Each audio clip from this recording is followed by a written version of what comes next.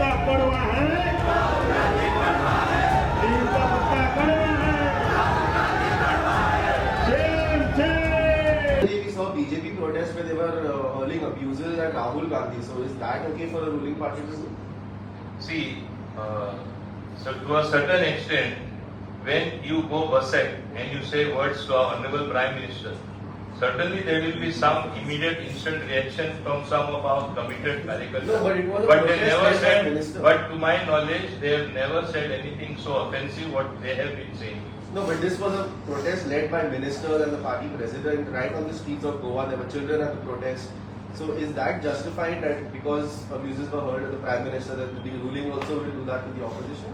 So I think I have made it clear that when our people have clearly seen abuses being heard at our leadership, abuses being heard at the Honorable Prime Minister, there can be some instant reaction from somebody who was there in a particular. It was somebody. It was the minister and the state president who were right at the front, and the girl who was with them at the front was the one chanting the slogans.